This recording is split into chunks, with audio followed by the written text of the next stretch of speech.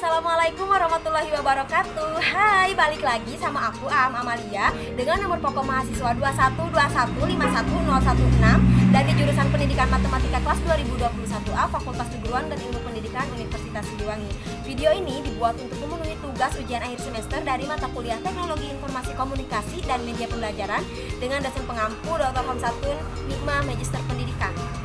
Di era pandemi COVID-19 ini yang terjadi di Indonesia tentunya berdampak dalam segala aspek. Salah satunya dari aspek perekonomian, pembangunan aktivitas sosial masyarakat, dan salah satunya ataupun khususnya dalam dunia pendidikan. Nah, dalam dunia pendidikan, pemerintah membuat aturan baru yaitu pemberlakuan kegiatan pembelajaran secara daring. Di mana kegiatan pembelajaran secara daring ini mengalami learning loss dan juga learning crisis karena memang secara lapangannya, begitupun saya sebagai siswa yang merasakannya sebagai pelajar dan produk COVID, bahwa para pendidik hanya memberikan tugas lewat WA saja, tugas lewat Google Classroom, Edmodo, dan media lainnya tanpa memberikan pemahaman ataupun penjelasan materi yang seperti biasa dilakukan sebelumnya. Jadi kita sebagai para pelajar mengalami stres, pusing, tidak paham akan materi. Tapi dengan adanya media pembelajaran berbasis IT, setidaknya ini mampu meminimalisir para peserta didik dalam mengatasi rasa stresnya, dan juga setidaknya mampu merasakan suasana belajar meskipun hanya dilakukan secara tatap maya dan tidak langsung. Nah, adapun contoh media pembelajaran berbasis IT yang akan saya representasikan di sini yaitu dengan materi aljabar, materi dari pelajaran matematika untuk tingkat kelas 7 SMP dan sederajat. Nah, adapun pokok pembahasan dari materi ini yaitu yang pertama ada pengertian aljabar, ada unsur-unsur aljabar, dan juga ada operasi hitung pada materi aljabar.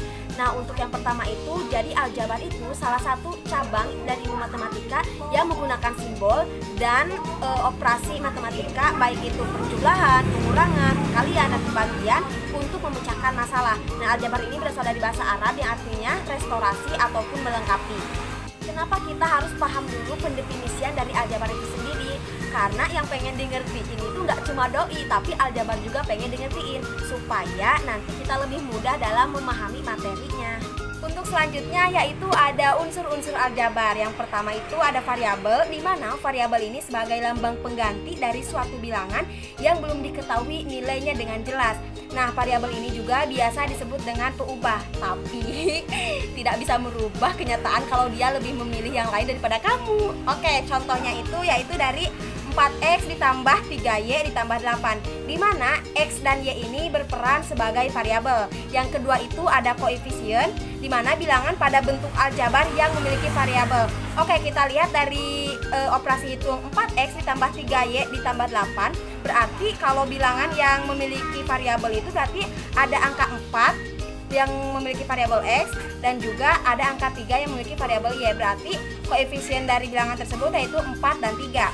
Yang ketiga yaitu ada konstanta, di mana suatu bentuk aljabar yang berupa bilangan dan tidak memiliki variabel. Jika dilihat dari 4x ditambah 3y ditambah 8, berarti yang berperan sebagai konstanta yaitu angka 8.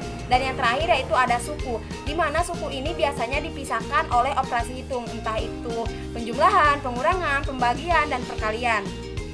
Selanjutnya ada operasi hitung aljabar. Untuk yang pertama itu ada penjumlahan dan pengurangan. Nah, bentuk aljabar yang dapat dijumlahkan ataupun dikurangkan yaitu apabila bentuk aljabarnya itu memiliki suku yang sama dan juga tentunya variabelnya juga sama.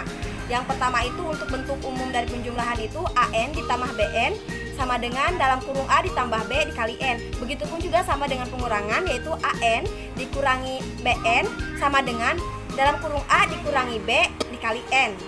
Untuk contohnya biar kita lebih jelas lagi, untuk yang pertama itu 3xy ditambah 3 ditambah 4xy ditambah 1. Berarti langsung saja ke pembahasan. Kita lihat nih dari operasi tersebut manakah yang memiliki suku yang sama gitu. Otomatis ada 3xy dan juga ada 4xy.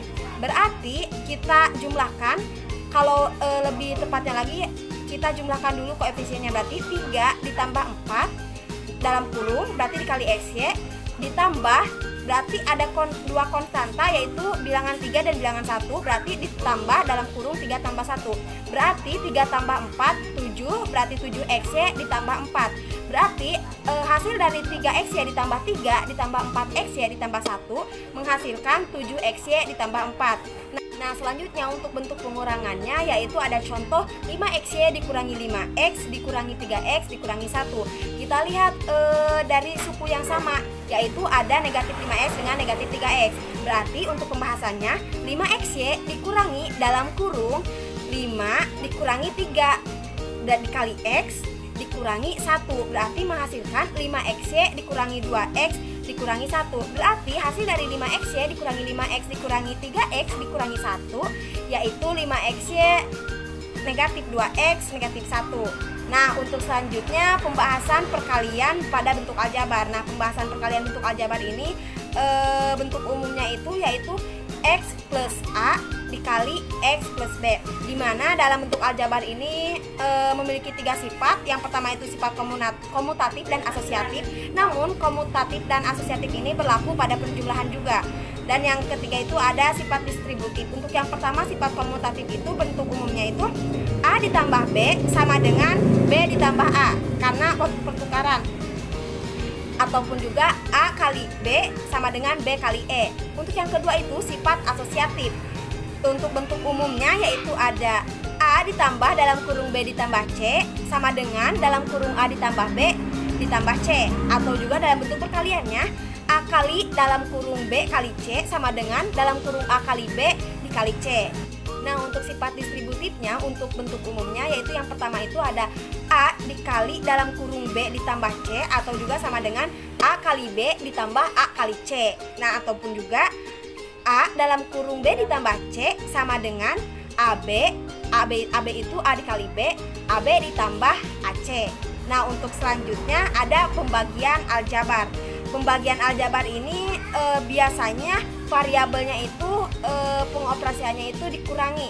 Contoh 6XY dikurangi 3Y sama dengan, karena di sini ada sama-sama Y, berarti Y1 yang di atas atau berperan sebagai pembilang, yang di bawah juga berperan sebagai penyebut, dikurangi 1, berarti habis dan tersisa 2X. Berarti hasil dari 6XY per ataupun dibagi 3Y sama dengan 2X.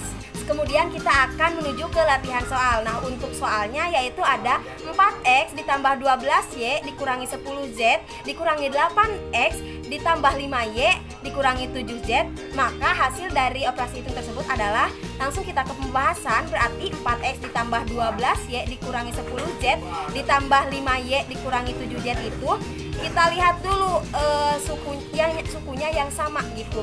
Di sini didapati bahwa 4X dan 8X itu memiliki suku yang sama. Berarti kita lebih utamakan suku yang sama. Juga ada 12Y dengan 5Y dan juga ada 10Z dengan negatif 7Z. Berarti untuk operasi itu untuk lebih memudahkan yaitu didapati 4X dikurangi 8X ditambah 12Y ditambah 5Y dikurangi 10Z dikurangi 7Z. Maka 4X dikurangi 8X yaitu negatif 4X, dan 12Y dikurangi 5Y ditambah 5Y yaitu 17Y, dan juga negatif 10Z di negatif sama 7Z berhasilkan negatif 17Z. Berarti hasil dari 4X ditambah 12Y dikurangi 10Z dikurangi 8X ditambah 5Y dikurangi 7Z yaitu hasilnya negatif 4X ditambah 17Y dikurangi 17Z. Nah, selanjutnya biar teman-teman lebih paham lagi, aku menyediakan 2 buah soal yaitu untuk kuis, di mana teman-teman boleh menjawab di kolom komentar, dan siapa yang paling cepat, 3 orang tercepat akan mendapatkan reward. Sekian video pembelajaran berbasis IT dari saya. Terima kasih. Wassalamualaikum warahmatullahi wabarakatuh. Bye.